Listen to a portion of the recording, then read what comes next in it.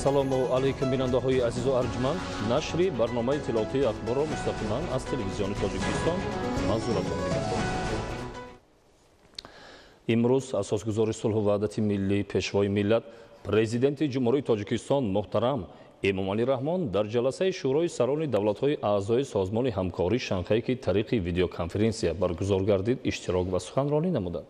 Дар кори ҷаласа ҳамчунин сарвазири ҷумҳурии Ҳиндустон Нарендра Моддӣ, президенти ҷумҳурии Қазоқистон Қосим Жомарт Токаев, раиси ҷумҳурии мардумии Чин Си Ҷинпин, иҷрокунандаи вазифаи президент сарвазири ҷумҳурии Қирғизистон Садир Жапаров, сарвазири ҷумҳурии Исломии Покистон Имрон Хон, президенти Федератсияи Россия Владимир Путин, президенти ҷумҳурии Ӯзбекистон Шавкат Мирзиёев, раиси ҷумҳурии ҷумҳурии Исломии Афғонистон Муҳаммад Ашраф Ғани, сарвазири ҷумҳурии Беларус Роман Галячёвко, президенти ҷумҳурии Исломии Эрон Ҳасани Рӯҳонӣ, президенти Моғолистон Халтмалгейн Батулга ва дабири кулли созмони ҳамкории Шанхай Владимир Норов иштирок намуданд.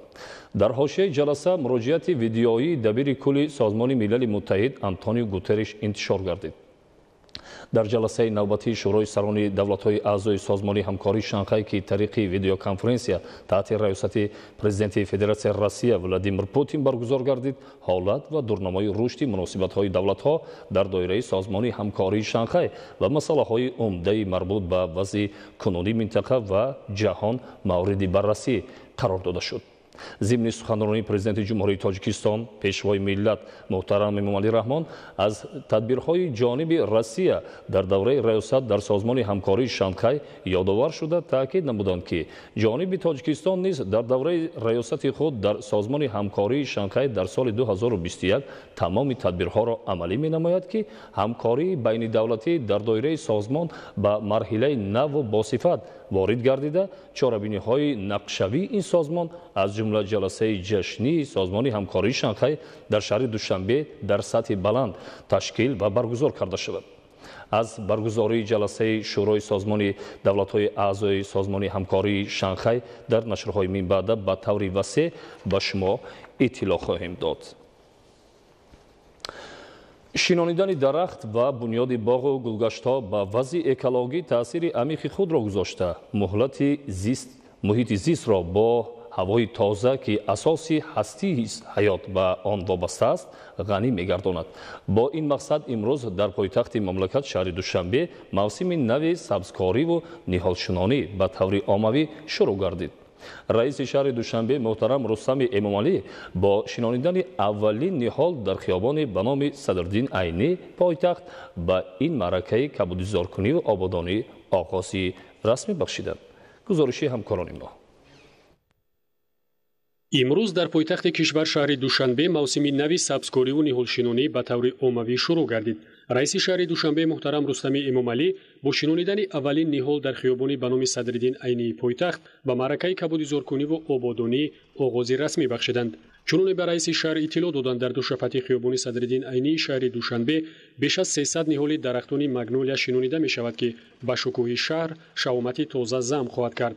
дар маҷмӯъ ин мавсим тибқи нақшаи пешбинишуда дар ҳудуди шаҳри Душанбе беш аз 100 000 бех дарахтони сояафкану ороишӣ ва зиёда аз 10 миллион адад гулҳои мавсимию бисёрсола аз ҷумла 3,5 миллион дона гулҳои лола шинонида ва парвариш меёбад. раиси шаҳри Душанбе муҳтарам Рустами Эмомалӣ баробари оғоз намудани мавсими ниҳолшинонӣ масъулинро ба вусат бахшидани маъракаи ободониву сабзу хӯрамгардонӣ дар ҳудуди пойтахт даъват намуданд. дар ин замина таваҷҷӯҳи махсус ба интихоби навъҳои дарахту буттаҳо бо назардошти хусусиятҳои зебоибахшиашон ба шаҳраку маҳаллаҳои пойтахт ва албатта риояи қоидаҳои дурусти агротехникӣ дар раванди ниҳолшинонӣ равона гардид. зеро риояи ин қоидаҳо асоси нашунамои хуби минбаъдаи дарахтон мебошад.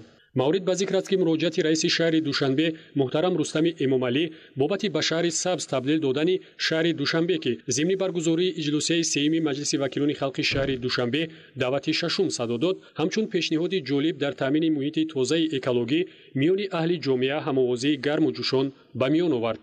дар ин радиф аз ҷониби раиси шаҳри Душанбе муҳтарам Рустами Эмомалӣ пешниҳод гардид ки ҳар як оилаи сокини пойтахт дар мавсими ниҳолшинонӣ дар назди манзили зисташон лоақал як дарахти ҳамешасабз шинонида онро парвариш намоянд. раиси шаҳр иқдоми мазкурро саҳмгузорӣ дар ободонии пойтахти мамлакат арзёбӣ намуда, онро барои насли наврас намунаи ибрат ва омили дӯст доштани табиат, макони зист ва сарзамини аҷдодӣ маънидод карданд. ин аст ки ҳоло аксар сокинони пойтахт бо нишони ҷонибдорӣ аз ин иқдоми роҳбарияти шаҳри Душанбе дар назди ҳавлӣ атрофи биноҳои истиқоматӣ, корхонаву муассиса, ташкилоту идораҳо ба шинонидани дарахтони ҳамешасабзу сояафкан шурӯъ намуданд. шинонидани дарахт ва бунёди боғу гулгаштҳо ба авзои экологӣ таъсири амиқи худро гузошта, муҳити зистро бо ҳавои тоза ки асоси ҳастии ҳаёт ба он вобаста аст, ғанӣ мегардонад. бо ишора ба ин метавон гуфт ки бо пайравию дастгирии амиқ аз ин пешниҳоди раиси шаҳри Душанбе муҳтарам Рустами Эмомалӣ бобати вусъат бахшидани маъракаи ниҳолшинонию сабзкорӣ дар пойтахт муҳити тозаву мӯътадили экологӣ ба вуҷуд омада, шароити меҳнату фароғати аҳолии шаҳри Душанбе боз ҳам беҳтар мегардад. тазаккур бояд дод ки шаҳри Душанбе дар партави дастуру супоришҳои бунёдкоронаи асосгузори сулҳу ваҳдати миллӣ пешвои миллат президенти ҷумҳурии Тоҷикистон муҳтарам Эмомалӣ Раҳмон ва иқдомҳои созандаву ободкоронаи раиси шаҳри Душанбе муҳтарам Рустами Эмомалӣ ба яке аз шаҳрҳои сарсабзу хуррам ва шукуфаи олам табдил ёфтааст ва имрӯз аз ҷониби созмонҳои байналмилалии муҳити зист ба сифати яке аз шаҳрҳои сабз ва сабзу хуррам вазъияти экологӣ тозаи олам пазируфта шудааст. бо дар амал татбиқ намудани пешниҳоди навбатии раиси шаҳри Душанбе муҳтарам Рустами Эмомалӣ бобати шинонидану парвариши ҳарчи бештари дарахту бутаҳои ороишӣ ки мантиқан идомаи сиёсати созандаи пешвои муаззами миллат дар роҳи ҳалли мушкилоти экологӣ ва беҳдошти муҳити зист арзёбӣ мешавад, шаҳри Душанбе ояндаи наздик воқеан боз ҳам сарсабзу хуррам мегардад. идомаи ахбор. дар вилояти Хатлон дар чорабинии тантанавӣ бахшида ба рӯзи милитсия таъкид гардид ки давлат ва ҳукумати Тоҷикистон барои таҳкими асосҳои моддиву техникии ин сохтори ҳифзи қонунияту тартибот ба хизмат ҷалб кардани кормандони баландихтисос, беҳтар намудани шароити зиндагӣ ва хизматии ҳайати шахсӣ мунтазам таваҷҷӯҳи хоса зоҳир менамояд. тафсилоти бештар дар гузориши Абдурозиқи Азиз ва Зубайдуллои Қодир. ҳамасола 10 ноябр ҳамчун санаи таъсисёбии милисияи тоҷик бо тантана дар тамоми мамлакат таҷлил карда мешавад. дар раёсати вазорати корҳои дохилаи вилояти Хатлон ба ифтихори иди касбии ҳомиёни ҳуқуқ ва тартиботи ҷамъиятии кишвар ҷамъомади бошукӯҳи идона баргузор гардид. ин муддат кормандони мақомоти корҳои дохилӣ баҳри таъмини сулҳу собот, амнияти давлат ва ҷомеа, пешгирӣ ва мубориза бар зидди ҷинояткорӣ, терроризму экстремизм ва таъмини тартиботи ҷамъиятӣ саҳми шоиста ва арзишманд гузошта рисолати худро фидокорона ва бо садоқат ба ватан ва халқи Тоҷикистон иҷро менамоянд. дар фазои тантанавӣ ба кормандони собиқадор ва пешқадамони соҳаи мақомоти ҳифзи ҳуқуқ, ифтихорномаҳои мақомоти иҷроияи ҳокимияти давлатии вилояти Хатлон ва рутбаҳои навбатии соҳавӣ тақдим карда шуд.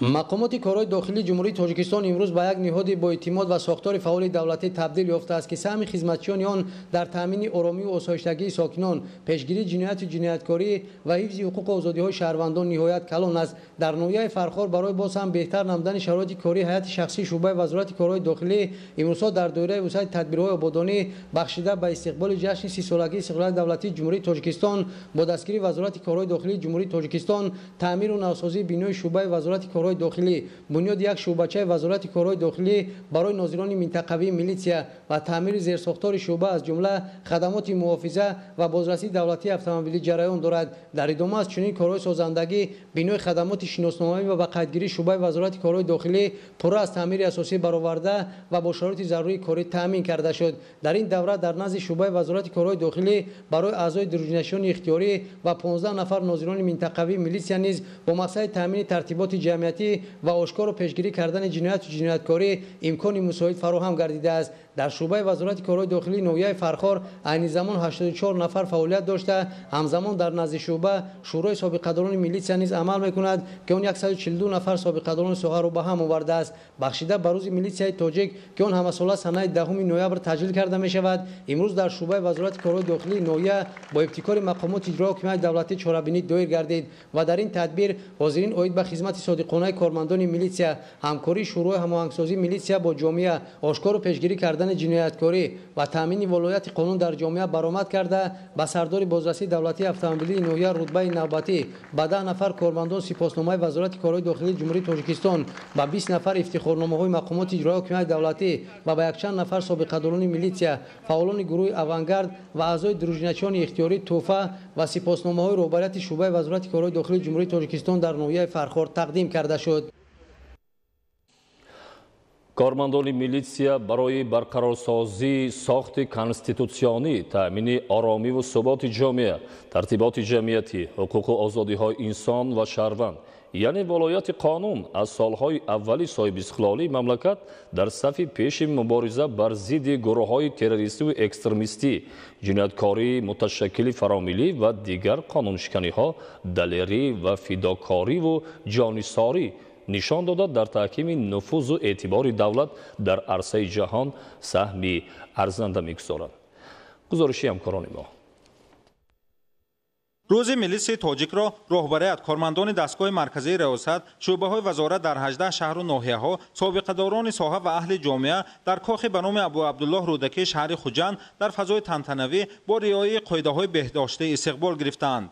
در جمع آمد دانه مسئولین ولایت سوخت از کار و پیکار نقش و موقع میلیسیا در تحکیم قانونیت، وظیفه‌های امروزی میلیسیا در نزد جامعه، کاربری و مناسبت کارمندان جوان با اهالی سخن کرده تاکید داشتند که حفظ و نگهداری آرامی و ثبات در جامعه، پیشگیری از جنایتکاری و حقوق ویرانکنی نتیجه زحمت شبانه روزی کارمندان نهادهای قدرتی میباشد. سالهای صاحب استقلالی مملکت، دانش و تجربه کارمندان میلیسیا بلند و ضد ماده تکنیکی واحدهای قدرتی مملکت مستحکم گردیده به یک نیروی پراقتدار تبدیل یافته است. و کارمندان میلیسیا وابسته به دستگیری باوری دولت و جامعه در دوره‌های مرکب خطر تروریسم و اکستریمیسم، بهره پیشگیری عمل‌های نامطلوب، کم کردن سطح جنایتکاری در بین جامعه برابر دیگر نهادهای حفظ حقوق و آشکار و پیشگیری جنایت‌ها، تامین ترتیبات حقوقی، رسالت خویش را در نزد خلق و وطن سربلندانه اجرا می‌نمایند. در چهاره‌بینی بخشیده به روز ملیس تاجیک در کاخ به نام ابو عبدالله رودکی شهر خوجند، کارمندان فعال مقامات کارهای داخلی در ولایت سوخت با تحفه و ها قدردانی شدند. چنین سپاسنامه و تحفه‌های خاطروی از طرف مقامات اجرایی حاکمیت دولتی ولایت سوخت نیز به کارمندان میلیسیا سپرده شد. این گونه قدردانی‌ها مسئولیت کارمندان را بهره اجرای رسالت کسبی، وظیفه‌های خدمتی دوچند می‌نماید. میلیسیا تاجیک توانست که موقع خود را پورا مستحکم نماید و در هر یک دور و زمانی که در حاضر هست بر ضد جنایتکاری، ترتیبات جمعیتی در یک سطح ضروری فعالیت خود را به راه ماند. در فرجام جمع آمد بخشیده به روز میلیسیا از طرف اهل فرهنگ ولایت، استادان صنعت، چهاره‌بینی پرمضمون فرهنگی نمایش داده شد. محمود احمدزاده، دلشاد یوسفی، ولایت سوخت برای برنامه اخبار. ادامه اخبار. در شبکه‌های برقی شهر ایستاروشن برای عوض نمودن ترانسفورماتورها، ناقل‌های بلندشدت و پستشدت برقرسان، سیمچوب‌های فرسوده و پیوست‌کننده‌های برقی کارهای تعمیری و نوسازی ادامه دارد. هدف از عملی کردن چنین تدبیرها در فصل تیر ماه و زمستان تأمین نمودن کارخانه و تشکیلات و اهالی با برق میباشد. گزارش مضبوط بابازاده از شهر ایستاروشن. امروز مسئولین، مهندسان و تکنیک‌ها و برقچیان اداره شبکه‌های برق شهر ایستاروشن با مقصد در فصل تیر ماه زمستان با برق خوش‌صفت تامین نمودن 39541 عدد مشتری، از جمله 1431 عدد کارخانه‌های صنعتی و غیر صنعتی، 133 عدد تشکیلات و مؤسسات بودجه‌ای و کارخانه دولتی فرعی خواجگی منزلی و کمونالی، 508 عدد ایستگاه‌های نسازهای آبکشی، 508 عدد ایستگاه‌های چاه آبکشی و خواجگی‌های دهقانی، 37815 عدد مشتریان معیشتی شهر و دهات ایستاروشن و جامعه دهات دلیان ناحیه دیوشتیج از همه امکانات‌های موجوده پرثمر و عاقلانه استفاده می‌نمایند. در این دوره تعمیر کاملی زیاده از 1000 عدد ترانسفورماتورهای در موازنه بوده، عوض روغن و رنگوار تجهیزات برقرسان، ناقل‌های بلندشدت و پستشدت، عایق‌های از فعالیت بازمانده و بدلسازی دستگاه‌های خودکار پست‌صفت با تجهیزات الگزی از فعالیت با نظام و نقشه‌ای برقچیان شمرده می‌شود. با دستگیری مالیوی و کمک عملی شبکه برق منطقه ایستاروشن امروز توسط تکنیک‌های معاصر و گرانوزن و زیرساخت‌های برقی چهارباغ یک عدد ترانسفورماتور اقتدار 40000 کیلووات آمپره انتقال داده و جای ترانسفورماتور اقتدار 16000 کیلووات آمپره وصل و نصب کرده شد. این عملی نیز فعلا امکانی با برق خودصفت تامین گرداندن مشتریان اجتماعی و اقتصادی جماعت دهات چهارباغ شهر استراشن و ساکنان قسم بلندکوه منطقه دیوشتیج را مهیا گردانید. مورد ذکر است که با ترانسفورماتور پراقتدار تامین گرداندن دیگر زیرساخت‌های برقی در موازنه شبکه‌های برق شهر استراشن بوده نیست با استفاده از روزهای آفتابی فصل تیرماه ادامه دارد. در این روز جهت باز هم بهتر گرداندن خدمت برقرسانی و ساکنان و ادامه کشتکار در زمین‌های توسط چاه‌های زیرزمینی آبیاری شونده خواجگی‌های کشاورزی جماعت‌های دهات صبرستان و نیجانی و جای ترانسفورماتور 1600 کیلووات آمپره ترانسفورماتور پراقتدار 16000 کیلووات آمپره وصل نصب گردید. با اقدام بی‌واسطه و مبلغ‌گذاری شبکه‌های برقی منطقه استراشن جهت عملی‌سازی قرار حکومت جمهوری تاجیکستان درباره آمادگی تشکیلات و مؤسسه‌های اقتصادی اجتماعی کشور و موسم تیرماه و زمستان سال‌های 2020-2021 در اداره شبکه‌های برق شهر استراشن جهت بهترسازی خدمترسانی در زیرساخت‌های برقی چهارباغ ترانسفورماتور اقتدارش 40000 کیلووات آمپره و در زیرساخت‌های صبرستان برای با برق خوش‌صفت تامین گرداندن اهالی و چاه‌های عمودی جماعت‌های دهات نیجانی و صبرستان ترانسفورماتور توانایی 16000 کیلووات آمپره وصل نصب کرده شد. جهت تامین قرار حکومت جمهوری تاجیکستان درباره آمادگی تشکیلات و مؤسسه‌های اقتصادی اجتماعی مملکت و معرکه تیرماه زمستان سال‌های 2020-2021 در زیرساخت‌های برقی اوراتپا، جامع، فردوس و کفتر نیز کارهای تعمیر و آبادانی سازندگی با مرام ادامه یافته ایستاده است. مزبوط بابازاده از شهر استراشن برای برنامه اخبار. тамошобинони азизу арҷманд ин буд барномаи иттилооти ахбор. таҳсияту хонобод бошед.